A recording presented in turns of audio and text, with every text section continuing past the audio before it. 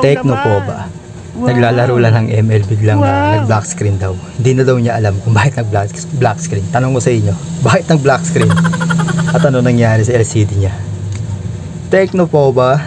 Black screen habang naglalaro ng ML. And don't forget nga pala yung aking YouTube channel, iBabe6792.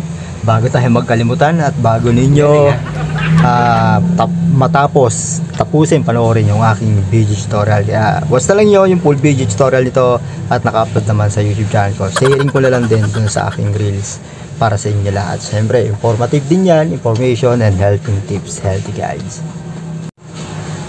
And first step natin, how to disassembly. Usually yung back cover lagi, kung mapapansin niyo na hindi siya sinusungkit or kaya wala, hindi siya may i-remove dito sa middle frame, kailangan pang baklasin yung back cover. And always preparing yung tools like nung metal spadger natin, yung DIY, yung palahat or kaya yung takip ng tempered glass. And now our new video tutorial para sa inyo lahat. Hindi tayo gagamit ng blower, using lacquer thinner naman yung request sa atin. Yung iba talaga ginagawa pang baklas mabilisan is lacquer thinner ginagamit nila. It means na mas mabilis siya kung lacquer thinner na makabaklas or ma-remove kagad, lumambot yung dual adhesive at glue do sa loob nung sa ilalim pala nung back cover ng Tecno Poba. Fourth step natin or third step natin, ito na yung nabaklas na natin yung back cover. Then ingatan lang nyo always pagdating dito sa side, kailangan hindi siya abutin, no? Minsan kasi naabot to ng iba once na baguhan, pagka inaabot siya rito napuputol yung fingerprint, yung flex niya. Kailangan half inch lang lagi. Hindi maiwasan to, no? Yung pagkasira ng sticker dito, like nito yan, katulad niya bumubuka talaga. May mga part na pagka ganito yung cover, galing sumasama minsan yung kanyang sticker, nasisira yung sticker dito sa back cover. And fourth step natin, huwag nyo kalimutan i-remove yung mga screw and always be careful once na i-remove na yung middle frame. Ito yung middle frame at ito yung binabanggit ko, yung kanyang fingerprint. Iingatan ninyo, mabilis maputol to Then kailangan lang ninyong disconnect muna yung battery. Always yan laging tatanggal yan. And fifth step natin, kailangan mo lang i-remove yung battery. Medyo mahirap to niremove ko na to yung battery nya. Then connector ng LCD screen ito siya.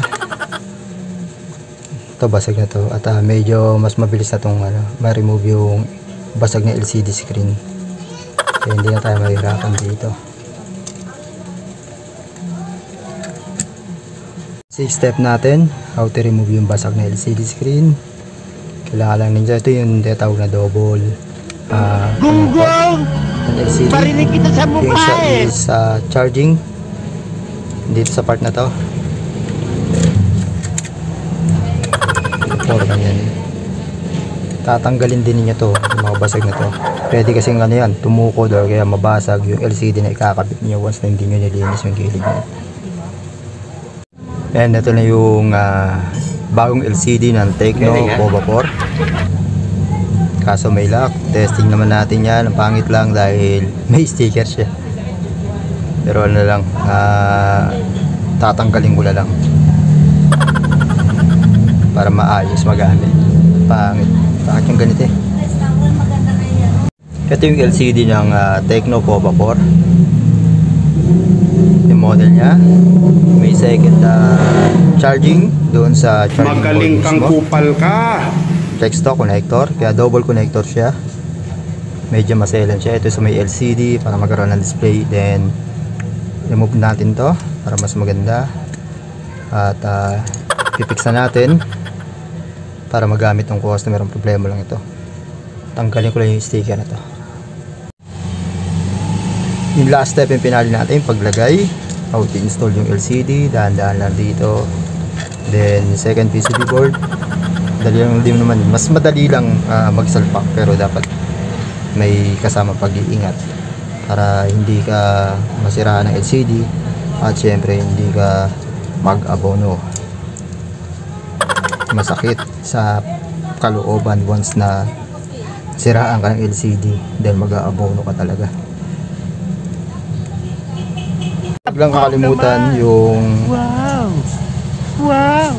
itong connector dahil pagka wala to or kaya naputol to, masisira to. Then install natin yung battery. Lagay ko na yung battery nya. And same, susunod natin yung middle frame. Magaling Ito yung kang middle frame kupal natin. ka. Install natin. Ilalagay ko muna yung fingerprint. Pero nakadisconnect yung battery connector.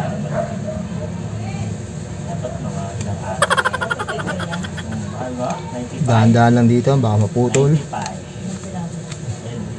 And also yung pag-fix.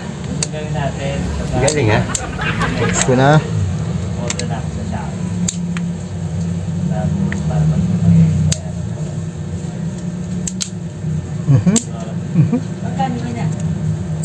Malutong. 95 yan.